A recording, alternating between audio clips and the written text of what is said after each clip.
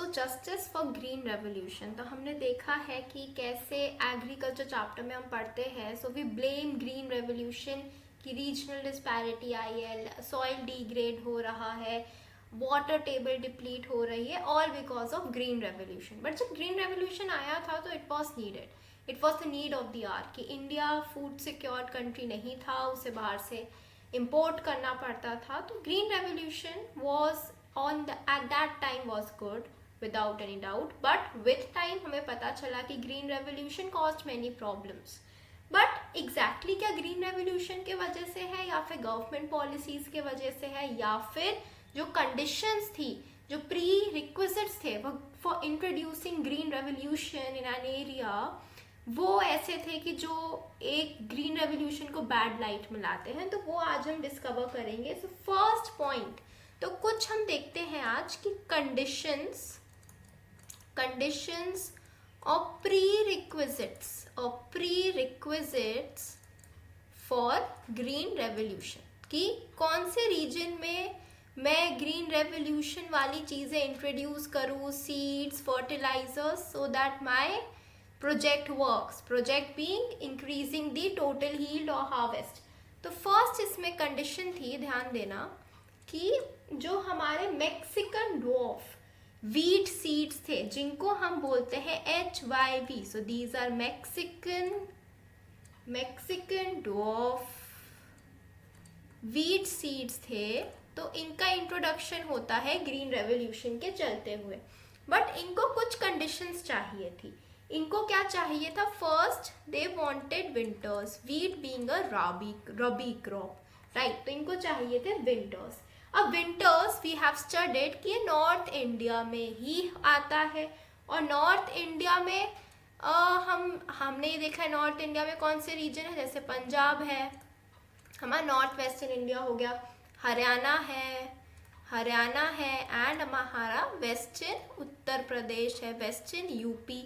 तो इन रीजन में ही green revolution आया, क्योंकि भाई थोड़ा विंटर्स है. और भी रीजन्स है विंटर्स के, जैसे हमारा यूपी हो गया, जैसे हमारा MP है, आई कैन राइट MP. तो विंटर्स के लिस्ट में और भी कंटेंडर्स है, राजस्थान. तो ये सब में विंटर्स मुझे दिखती हैं. अच्छा, ये हो गया. अब इसकी क्या डिमांड्स थी हमारे ग्रीन रेवोल्यूशन की, कि इसमें गुड ऑल्सो वीट सीड्स में भी, कि इनको ग्रो करना है. So they wanted irrigation demands high थी, हाई इरिगेशन डिमांड्स. अब चलते हैं ब्रिटिशर्स का यहाँ पे रोल आता है. ब्रिटिशर्स ने क्या करा? They built good network of canals for irrigation in limited places only, being Punjab, Haryana and western and UP. तो इन जगहों में ये जो ऑरेंज से मार्क्ड है, they have good canal system, या फिर कह लो वाटर नेटवर्क यहाँ अच्छा था. ठीक है. तो ये जो राजस्थान MP थे सॉर्ट ऑफ रेस से बाहर हो गए. ये तीनों स्ट्रॉन्ग कंटेंडर्स है अभी भी. अब हम देखते हैं कि इसमें थर्ड पॉइंट क्या था. थर्ड पॉइंट था कि अब इन्हीं सीड्स, अब ग्रीन रेवोल्यूशन करना है, मीन्स ज़्यादा प्रोडक्शन करना है. सो वी नीड कंसोलिडेटेड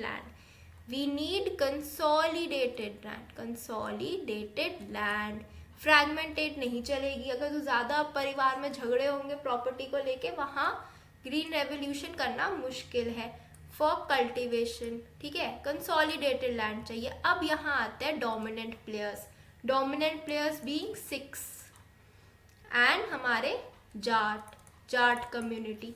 ये क्या करते हैं? इनमें भाईचारा अच्छा होता है. They perform agriculture on community and on shared basis. तो अगेन पंजाब एंड हरियाणा और वेस्टर्न यूपी में, हरियाणा में, वेस्टर्न यूपी में जाट, सिख पंजाब में. तो अगेन वो टॉप डोमिनेटिंग स्टेट्स फिर से बन रही हैं हमारी. अब हम फोर्थ पॉइंट देखते हैं.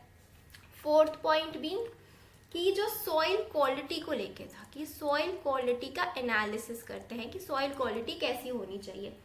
सॉइल क्वालिटी, जिस भी जगह में ग्रीन रेवोल्यूशन इंट्रोड्यूस करोगे, वहाँ की सॉइल क्वालिटी को इम्प्रूव करना पड़ेगा.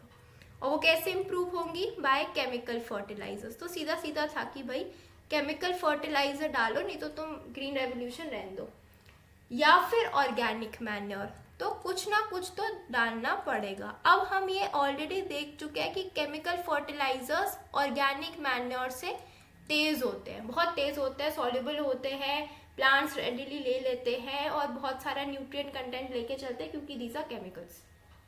ऑर्गेनिक मैन्योर में लिमिटेशंस है। So India lacked the means to produce these indigenously. India ने कहा भैया इंडिजिनस तो मैं उगा नहीं सकता, मतलब बना नहीं सकता केमिकल फर्टिलाइजर, तो इम्पोर्ट हुए ये, इनका क्या हुआ?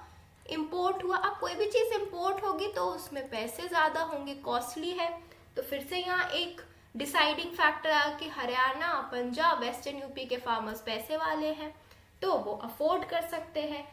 So farmers of these 3 areas were historically rich, क्योंकि जमींदार थे, ये जमींदारी सिस्टम लगा था, तो इनने काफी रख रखे थे, इनने पैसे कमा रखे थे, and they could purchase the imported fertilisers. So again वहां वो आ गया। So all the conditions of green revolution हमारा हरियाणा, पंजाब, वेस्टर्न यूपी बहुत जबरदस्त वे से मीट कर रहा था। सो दैट्स वाई इन जगह में वीट के सीड्स हमारे इंट्रोड्यूस हुए। बट ग्रीन रेवोल्यूशन से वीट तक थोड़ी रहा है, ग्रीन रेवोल्यूशन हमारा HYV ऑफ राइस भी आया। अब यहाँ आती है गवर्नमेंट इज द कल्प्रिट। इस केस में अब गवर्नमेंट है।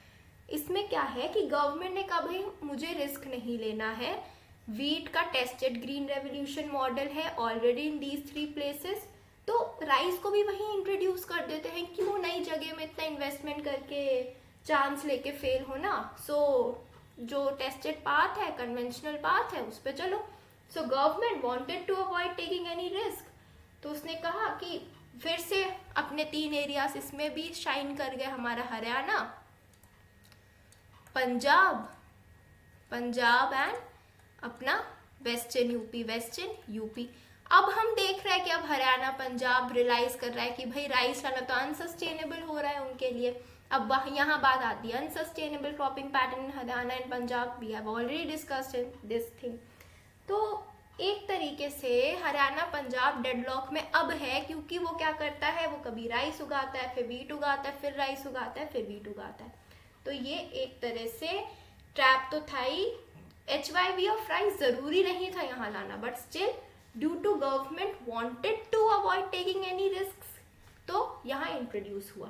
तो ग्रीन रेवोल्यूशन की जो अंडरलाइंग स्टोरी है वो ये है।